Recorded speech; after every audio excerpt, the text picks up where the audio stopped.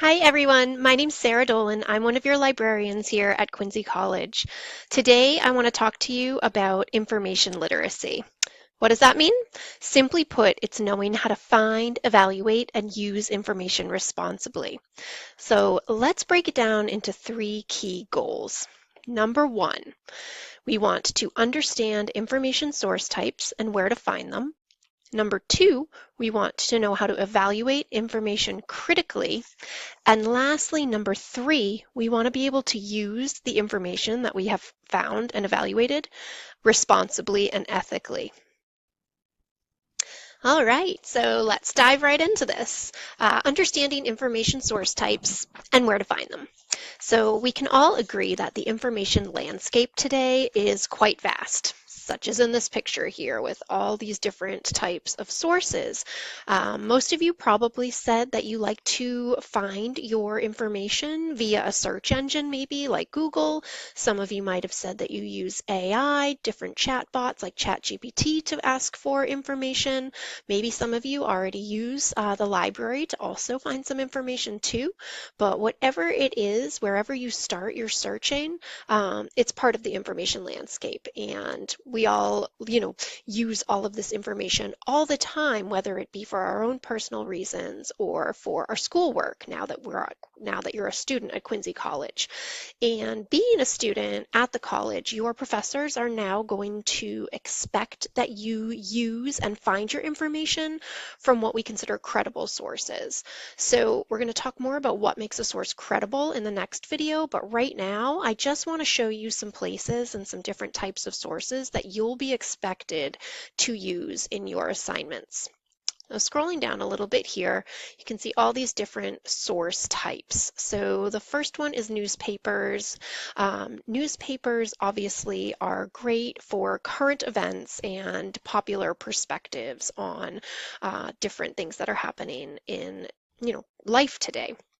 So we actually subscribe to the New York Times and the Wall Street Journal, and you can get a subscription to both of these popular newspapers. Just use your Quincy College email when you sign up. You can click the links right here in the guide, or they're also on our homepage too, and they're in your Canvas course shell as well.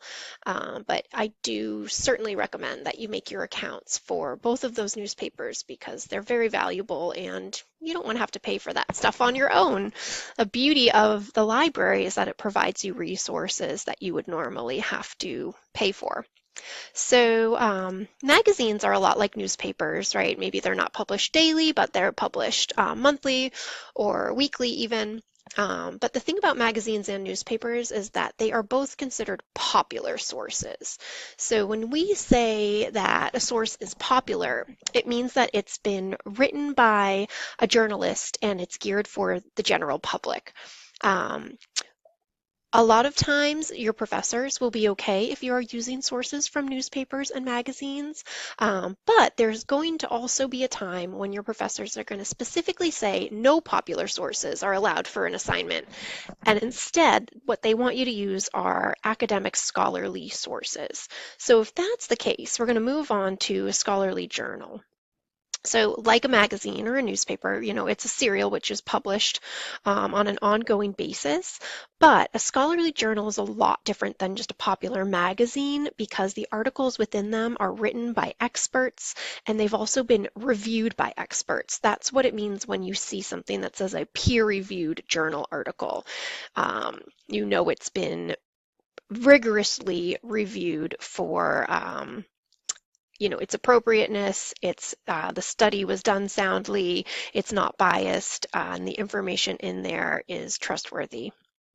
So Google Scholar is a great place to start looking for scholarly journal articles if you haven't used that already, but we also have a lot of great databases available to you through the library's website that have these scholarly journal articles in them as well. So I'm going to show you how to search for those in just a second. Another type of scholarly source is a book, right? A book can be a scholarly source if it was published by a university press.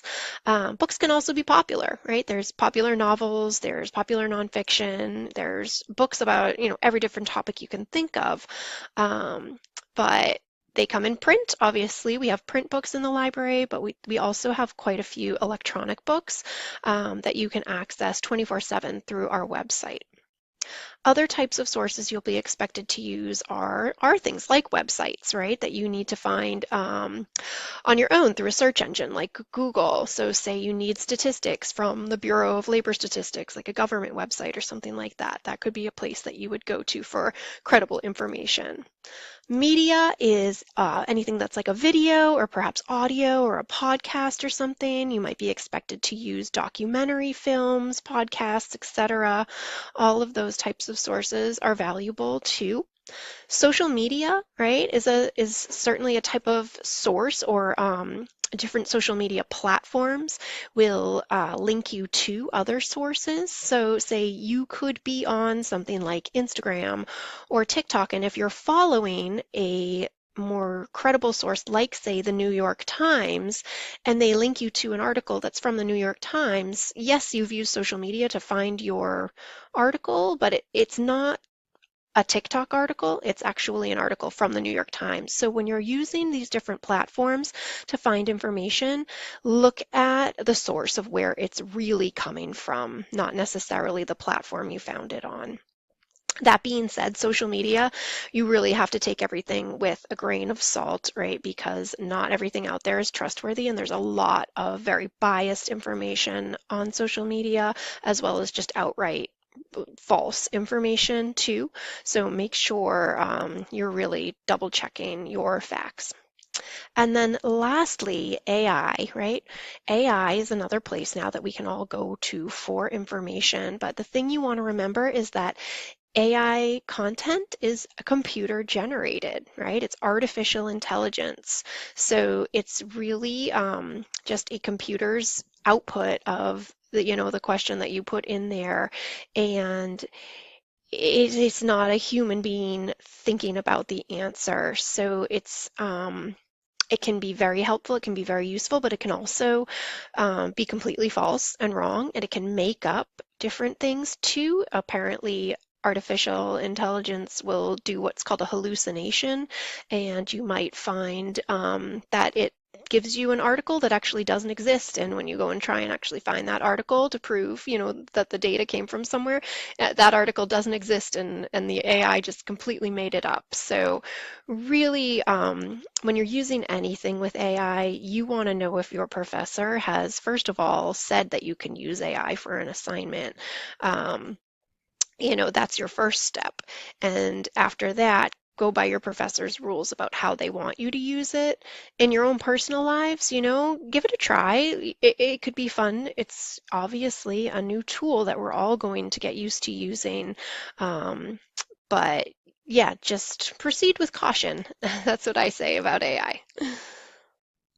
All right, so now that we understand some different types of information source types, where do we actually go and find these different source types? The library's website is a great starting point. So it's just quincycollegelibrary.org. And as you get onto our page, you'll see that there is a search all button, and that searches through all of the different sources that the library has available for you all at once. You can be more specific in your searching by clicking here on Databases A to Z. That will open up a list of every single database that the library subscribes to, and you have access to every single one of these now that you're a Quincy College student. When you are off campus, you will need to be prompted for username and password to log into these different databases, because obviously the college pays money for them. So you have to be a student in order to use them, and it's just your student ID number and whatever your password might be. If every once in a while a student has to reset a password, but that's no big deal. It's an easy fix. So you shouldn't have any trouble getting in there. And if you do, just ask a librarian for some help. But you can see all of our different databases here. These first two, Academic OneFile and Academic Search Premier, are great places to find those scholarly journal articles that I mentioned before.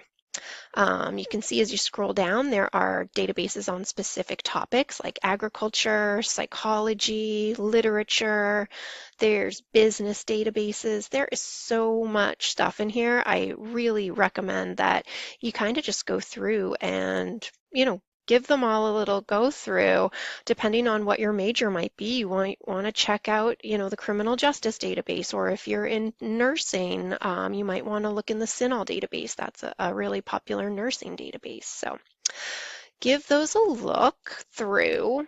Another way to search through our site, again, like I said, is the search all. So I'm just going to do a quick search for student success.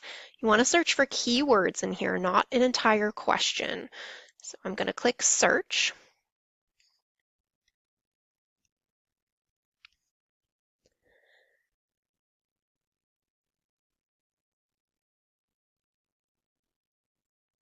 And here I have my results. It found me over 187,000 hits in our library. There's an awful lot of stuff in here. So as you scroll down, you will see each of these sources will tell you what type of source you're looking at. So this first one is an ebook, meaning it's an electronic book. When you see an ebook, all you have to do is click on Access Options and click one of the full text links, and it will open right up for you on the computer screen. So like I said, we have a lot more electronic books than we have actual print books in the library. So if you're an online student, don't feel like you're missing out on anything. Of course, you're welcome to come visit the library in person and take out, check out print books, but we have so many ebooks too available for you. So you can just scroll through, use the arrow keys, use the table of contents to go to a chapter. It is the entire book just right on the computer screen for you. That's an example of an ebook. Just go back to my results there. A great way to limit your results when you are looking through here, if your professor is requiring you to use one of those peer-reviewed journal articles, right here, there's a button for academic peer-reviewed journals. Give that a click. And then if your source has that little check box next to it, check mark, you know it's a peer-reviewed scholarly journal article that has, again, gone through a very rigorous review process, is written by an expert, and has been reviewed by experts. So scroll down here, you can see if I wanted to open up any of these, click on Access Options. Again, I usually choose the PDF option. And I have the full text of my scholarly article right up here on the screen for me. So this one's called Intersections of Engagement and Student Characteristics, Assessing Predictors of Success in Community College. Sounds very interesting. You can see up here where this source is coming from. The Community College Review is the journal that this is coming from. It was published in 2025, so it's very relevant and recent. Scroll down, I can see here are all my different authors who wrote this article, and they each have little bits of information about them. If I scroll down longer, I can see what universities and different colleges that these professors all work at and their degrees and everything, so I know that they're experts. A scholarly journal article will usually start with what's called an abstract right here.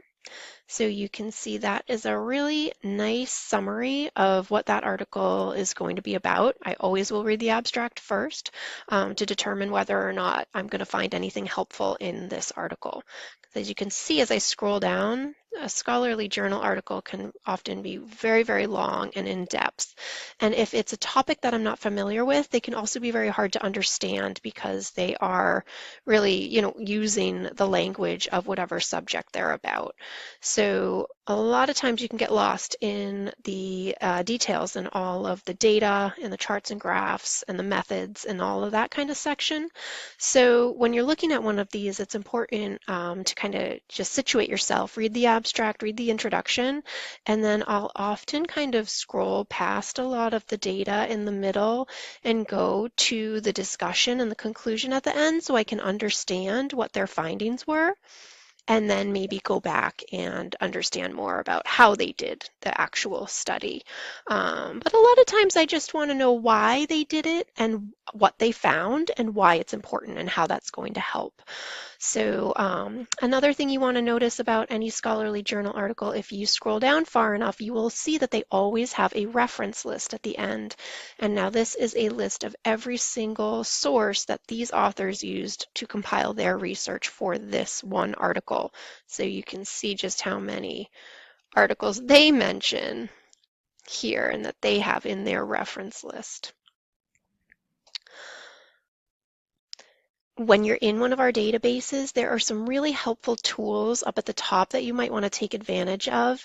So you can listen to the articles, have them read aloud to you, print them out, download them and save them to a flash drive or to your home computer, share them to an email, and also the cite button right here with the little quotation marks. This is very, very useful. Scroll down, and if you want the APA citation, or say I'm in an English class and I want to use the MLA citation, I can grab that citation right there, and that's what goes in my works cited or my reference list at the end of my paper if this was a source that I was going to use. All right, I want to show you one other place to search for information here. Obviously, there's tons on our website, but I want to highlight that we also have our streaming video button right down here. If you are looking for videos, we have a site called Films on Demand, and it's kind of like a Netflix, but for educational documentaries and films. Again, it will ask you to log in when you are accessing this from off campus from home. And once you're in here, you can browse through the different highlighted videos here. You can search by subject as well, or search by some keywords. So again, it's just like YouTube, again, or Netflix. Once you see a video that you're interested in, just go back to browse here. Aging in America, Survive or Thrive. You basically just hit the play button and the video will start playing for you. It also has a nice little table of contents on the side and a transcript tool. It has closed captioning, and if you scroll down over here on the side, you can get the citation as well for a video. So it gives you MLA, APA, Harvard or Chicago style. And this again right here, if I was going to use this video as one of my sources, I can cite it, get the citation right there, copy that and paste it into my reference or works cited list. All right, so that wraps up this first video about finding and understanding source types. So if you are on our website ever and you're having any trouble finding anything, we have all our contact information right over here. You can give us a call, text us, you can email the library@quincycollege.edu. You can ask a question right through the website by using our live chat or make a Zoom appointment with us as well. So great to talk to you all today, and next time we're going to talk about evaluating information critically. So stay tuned for the next video.